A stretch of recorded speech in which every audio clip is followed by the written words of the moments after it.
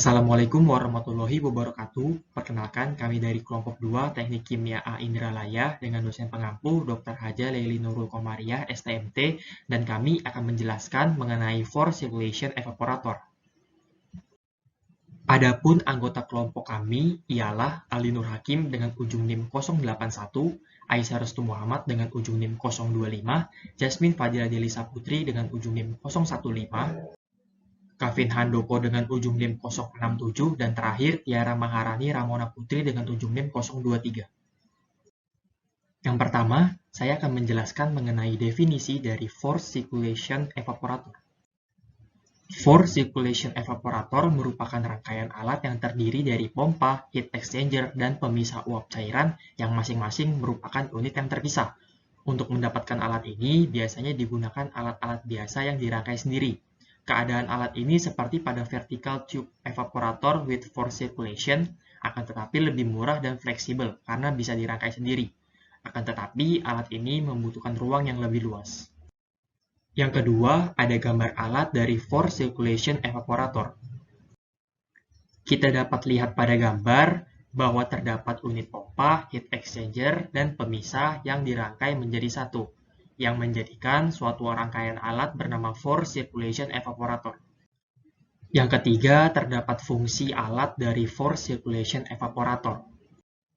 Force circulation evaporator terdiri dari pompa, heat exchanger, dan pemisah uap cairan yang memainkan peran penting di sektor-sektor seperti industri makanan dan farmasi yang memproses bahan yang sangat sensitif. Force circulation evaporator sangat berguna ketika air harus dikeluarkan dari bahan tertentu sambil tetap mempertahankan sifat inti dari bahan mentah. Force circulation evaporator juga digunakan untuk memproses cairan yang memiliki viskositas tinggi dan kandungan padat yang tinggi. Adapun fungsi dari masing-masing alat seperti pompa, heat exchanger, dan evaporator. Yang pertama, pompa. Pompa dipasang untuk memastikan kecepatan tinggi dalam tabung pertukaran, mengurangi jumlah endapan di dinding, dan mencegah penguapan, serta mengurangi resiko konsentrasi berlebih. Yang kedua ada heat exchanger.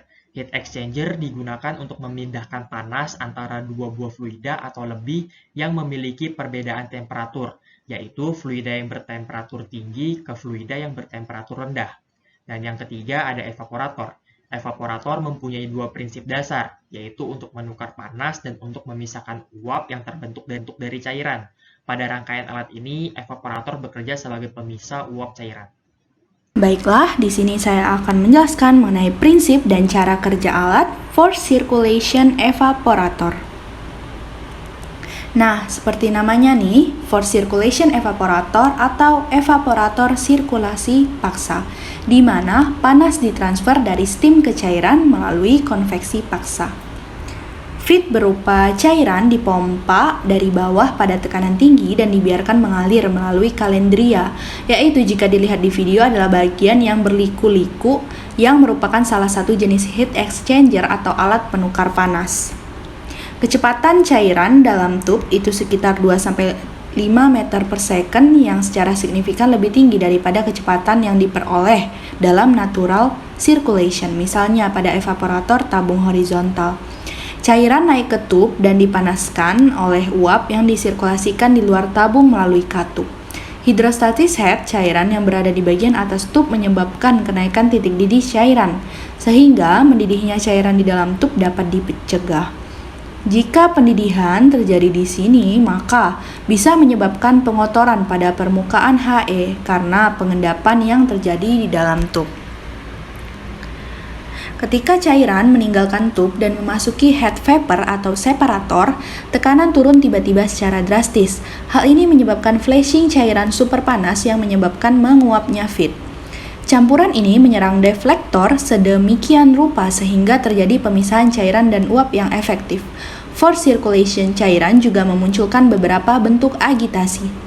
Uap naik ke atas dan cairan mengalir ke bawah. Uap yang terbentuk dikeluarkan melalui titik keluarnya pada bagian atas dan cairan kembali ke pompa untuk disirkulasikan kembali. Jika cairan sudah sangat kental dan tidak memungkinkan lagi untuk digunakan pada sirkulasi, maka cairan akan dikeluarkan melalui discharge. Nah, itu tadi cara kerja dari alat ini. Selanjutnya itu adalah kapasitas dan dimensi alat. Nah, spesifikasi di bawah ini merupakan spesifikasi standar pasaran yang dirancang berdasarkan ASME Code atau American Society of Mechanical Engineers dan tema standards atau the Tubular Exchanger Manufacturers Association. Nah, yang pertama itu adalah diameter standar alat adalah 14 inci, lalu panjangnya 180 inci, outside diameter of tubingnya 2 inci, kapasitas atau itu adalah sekitar 1000 sampai 20.000 kg per hour. Lalu heat transfer areanya 94 square feet dan material yang digunakan itu 304 stainless steel untuk bagian sel atau cangkang dan 316 stainless steel untuk bagian tub. Oke, sekian dari saya mengenai cara kerja dan juga dimensi serta kapasitas alat. Di sini saya akan menjelaskan mengenai cara desain alat. Pada bagian ini, ada 3 faktor yang harus kita pertimbangkan ketika mendesain alat forced circulation evaporator. Yang pertama, pada pemisahan cair uapnya. Yang kedua, pertukaran panasnya. Dan yang ketiga, efisiensi energinya. Dalam sebagian besar operasi penguapan, panas disuplai oleh kondensasi uap, dan air adalah pelarutnya. Pada desain katup energik dari evaporator, menentukan apakah uap yang digunakan dalam penguapan ini dapat dipulihkan dan digunakan kembali atau tidak. Berikut merupakan beberapa perancangan desain alat forced circulation evaporator, seperti terdiri dari tabung berjaket uap yang lebih panjang yang dipegang di antara 2 lembaran tabung. Selanjutnya, panjang tabungnya sekitar kurang lebih 2,5 meter. Lalu, pompa terhubung di dekat dengan saluran masuk. Setelah itu, inlet disediakan untuk steam dan feed. Pada ruang flash, terdiri dari deflektan. Sedangkan pada kepala uap disambungkan ke pipa pengembalian. Pada bagian outlet, disediakan untuk uap, gas pekat, dan produk, cairan kental maupun kondensat. Lalu, pada pompa digunakan untuk mengeringkan cairan kecepatan tinggi. Dan yang terakhir, pompa memaksa cairan melalui tabung ke dalam ruang flash atau kepala vapor.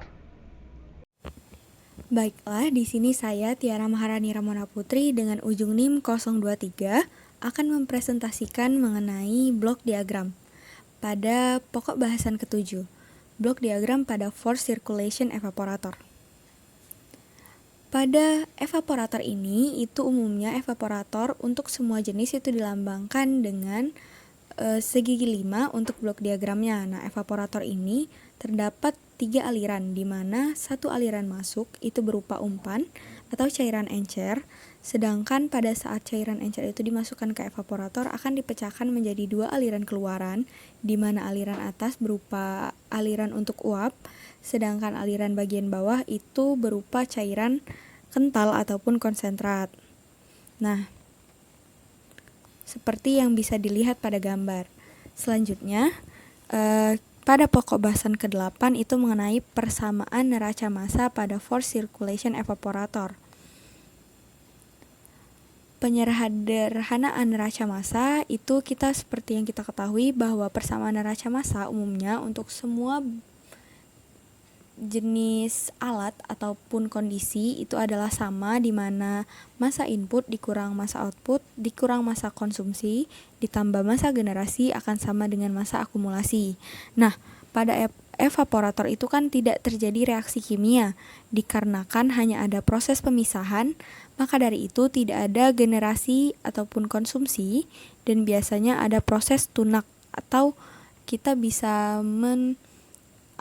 menasumsikan bahwa akumulasinya adalah sama dengan 0, sehingga pada saat konsumsi, generasi, dan akumulasi sama dengan 0, maka dapat disederhanakan persamaan neraca massa total itu seperti massa input akan sama dengan massa outputnya.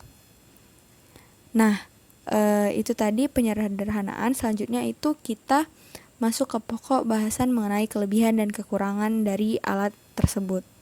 Nah, pada force circulation evaporator ini terdapat beberapa kelebihan, di mana yang pertama itu umpat dimasukkan menggunakan pompa sehingga laju perpindahan panasnya semakin tinggi dan viskositas cairan semakin turun. Selanjutnya, alat ini cocok untuk cairan yang berbentuk kristal ataupun cairan yang membentuk endapan. Namun, dengan syarat itu kita harus dapat menaikkan suhu pada saat proses operasinya.